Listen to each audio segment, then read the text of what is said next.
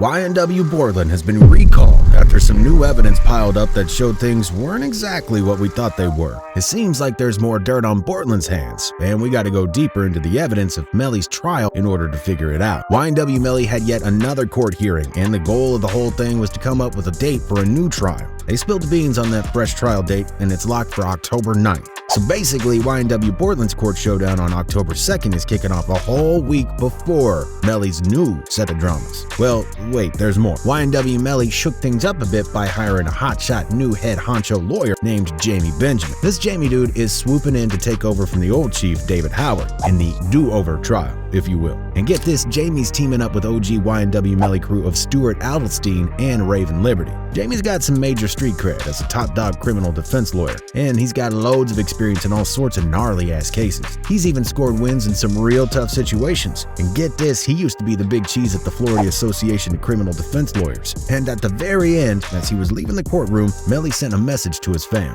Melly smiled and casually dropped a "I'm heading home" to his fam in the crowd as he strolled out of the courtroom. That's the stuff that caught everyone's attention.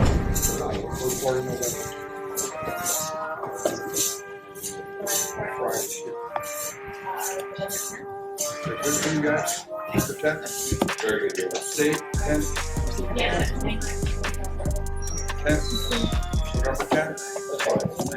Word on the street is that YNW Melly was supposedly caught chatting about how he's going to be chilling on house arrest in a few weeks. But not everyone's on board with that idea. Some peeps just straight up think he could not get off that easy. YNW Melly's first trial for that double murking got all messed up and ended up in a mistrial. But here's the twist, the rapper's mom, Jamie King, spilled the tea on her Instagram stories last Saturday. She's claiming that most of the jury in her son's case straight up thought he was innocent. Now get this, King saying that out of the 12 jurors, a whopping 9 of them were like, nah, he's not guilty. She also is talking about how YNW Melly, you know, the dude accused of offing his 2 buddies, Sack Chaser and Juvie, back in October of 2018, and trying to make it look like some drive-by hit, is going to be walking out of jail real soon.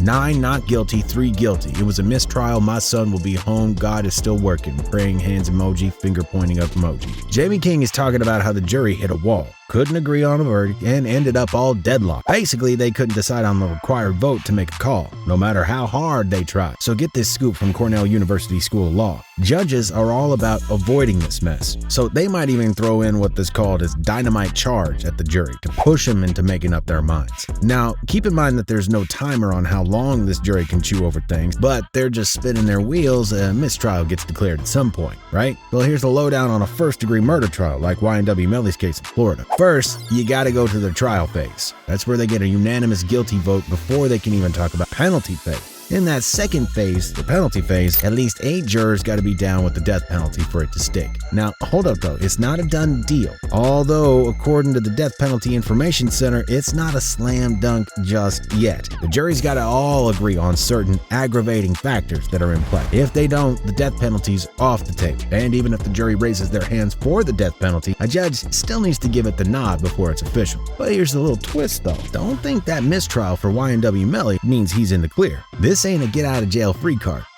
Despite this mistrial, he might just have to face the music all over again for that double murder. The Fully Informed Jury Association got some wisdom. Mistrial does not mean he's off the hook or guilty. Legally, it's basically like the trial never even happened in the first place. So the rule that stops double jeopardy, where you can't be tried twice for the same thing, does not apply here. And here's the kicker, if the jury's hung, the prosecutor could totally go for round 2. The judge might put a stop to that in some cases, but usually the prosecutor gets the green light. YNW Melly's double murder trial has spoken to a local TV station in Florida. Check this out. There was this one juror who wanted to play hero. Who knows? Maybe they were after some cash, attention, or just straight up believed that YNW Melly was innocent from the get-go. But now, hold on. There's more to the story than meets the eye. It goes a little deeper than that. This juror from the first trial for YNW Melly spilled the tea to Local 10 News down in Florida. The deal is, most of them were gunning for that guilty verdict. Now get this one juror spilled the tea on the down low and didn't want to reveal their name. They just straight up blamed the whole mistrial on this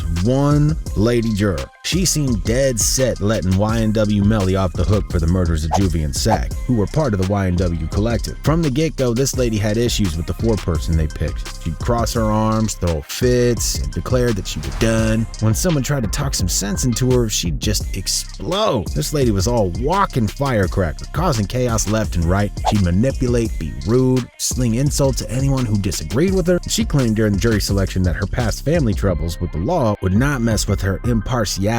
But on the last day of deliberations, things got wild. The jury seemed almost dead set on a guilty verdict, like 11-1 for manslaughter with a deadly weapon. But then this lady pulled two others aside, and after a hushed convo, she got them to flip sides. She announced that they had a change of heart. But when someone called her out on speaking for them, she blew up again, tossing insults around. And because they couldn't agree, the judge declared a mistrial on July 22nd. The whole situation left the jury shaking, with one juror saying, "It's something we're never gonna forget." Some seriously juicy stuff just dropped about YNW Melly, and it all starts with YNW Bortlen. There's a buzz going around that Bortlen might spill the beans on Melly to save his own skin. There's an interview where Bortlen was getting grilled back in 2018, got leaked, and it straight up said the whole crime went down because of jealousy. Are you having issues with anyone?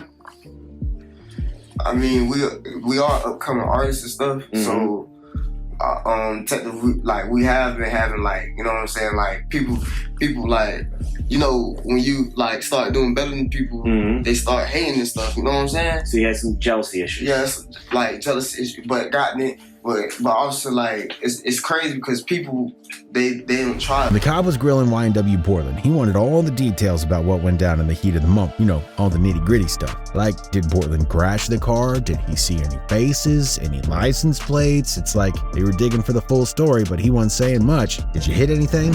In the car. Did you hit anything else other than the medium? Because you got damage to the hood of your car. That was already. The damage to the hood of the car was already there? Yes, it has. But here's the twist. Within just a half an hour of the interrogation, that cop was already onto Bortlen's lies. So they cut to the chase and asked him straight up, "If you know who did this crime, would you spill the beans?" And Bortlen, well, he didn't give a solid yes or no with his voice. He just kind of shook his head side to side like, nah. Thing is, if it was Melly who did the deed, Bortlen would obviously know. But him saying no out loud might give away more than he intended. His voice could have gone all weird and different. Like, that's a dead giveaway that he's fibbing. The cops were catching on that Bortlen was holding back a whole bunch of info. But here's the kicker though, cops weren't fooled from the get-go. They eyeballed the Jeep they were cruising in. Right then and there, it did not look like any ordinary ride that was part of a drive-by. It looked staged, like someone set it up to look like a drive-by. Even Sergeant Williams, who was all up in that Melly trial, checked out the ride himself and straight up said, "Nah, this ain't no drive-by shooting." Part of my assignment, which is to determine if this is a drive-by shooting. And my determination was that this is not a drive-by shooting, and it's based upon this picture here, which is a very good picture to describe it. All of these rounds are done, and all but one is done at a stationary position. The shooter is at a stationary position when all but one of these rounds are going in. So get this, the cop went all CSI on the car. He's checking out each and every hole in that ride, like a real detective. And then he pulled out the big guns, stick method. Basically, he was playing detective with the stick to figure out how the holes got there and which way they might have come from. It's like he was piecing together a puzzle, trying to crack a code. On this picture here, which is a very good picture to describe it, all of these rounds are done, one is done at a stationary position. At a stationary position when all but one of these rounds are going in. The one round that has some movement in it, which is round site L here, the actually moving in that to create the little bit of a that you see there. Okay, a lot of information in that answer, so let's break it down.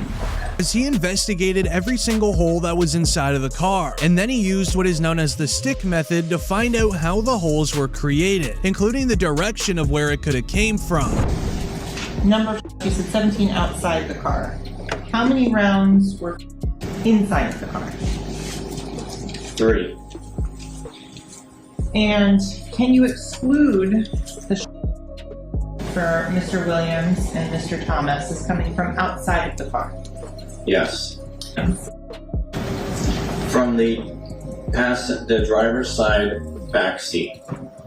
As to the shot that Christopher Thomas, where did that come from? Driver's side back seat. No. Is it possible for there to have been two inside that car? No. The jury's all ears as Sergeant Williams steps up and drops some knowledge on him. He's saying the crime had to go down with the person chilling in the back left seat of the car. And guess what? The state didn't stop there. They called Juvie's mom to the stand, and she spoke on where everyone was parked when this whole thing went down. In this case. Yes, I know. How so? I'm his mother. And who is that? Christopher Thomas. Closet 21915. Ms. Phillips, did you see who entered into the occupants who entered into that gray Jeep? Mm-hmm. And is that a yes? Yes. Do you recognize where your son entered that gray Jeep? Yes. Which seat, if you can identify for the jury? He got in the back seat on the right-hand side. Did you recognize the individual that got into the back seat on the left side, the rear driver's side? Yes. And who was that individual? Jamel. And Jamel, is that the defendant, Jamel Demons?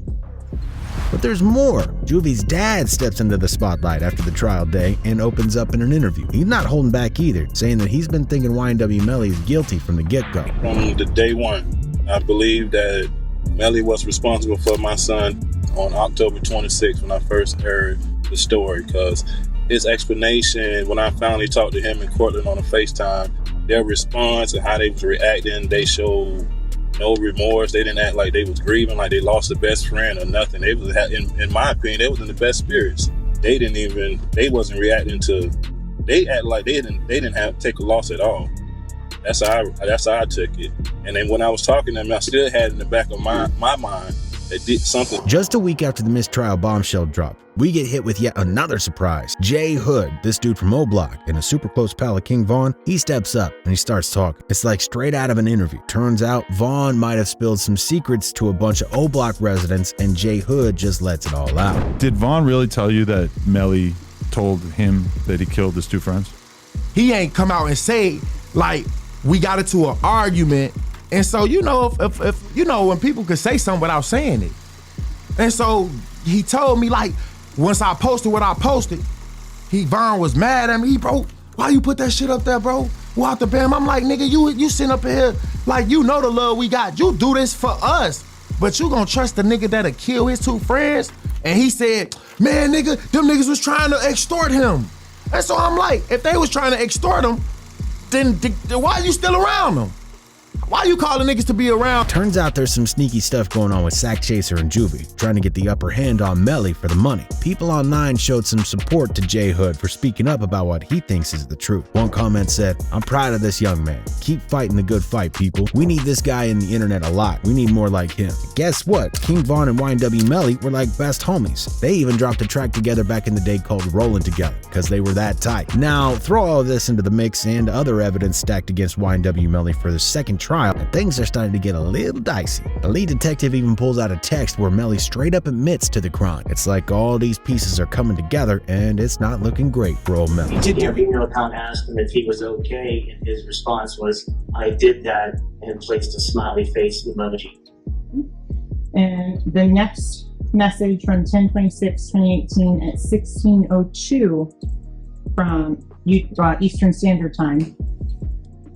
The YNW Melly account says what?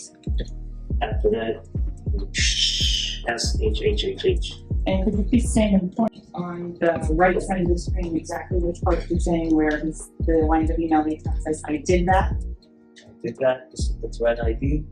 This is the text. This is the author. This is the recipient.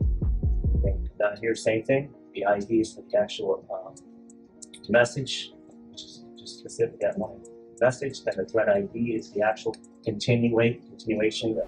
Melly's next trial is going to be a whole different vibe, because YNW Bortlen won't be sharing the same stage. As one lawyer broke it down, trying Melly and Bortlen together is like handing a big old win to the prosecution on a silver platter. Seriously, it's a major advantage for the state. Doing a joint trial is like hitting the efficiency jackpot. You don't got to repeat stuff over and over again. just do it all in one fell swoop, and on top of that, there's a better chance they'll say things that'll hang them during the trial. It's like a strategic move, but making sure they don't actually spill the beans on each other or anything. The new Melly trial is coming soon, and when it does, we will make sure to provide you with all the information as soon as we have it. Until then, do you think Melly's gonna have a better time around with this second trial? Let us know what you think down in the comments section below. Thanks so much for watching the video to the very end. If you dug what you saw, click that like button, comment, and subscribe to the channel. And as always, remember to keep it RIZZLE RIZZLE.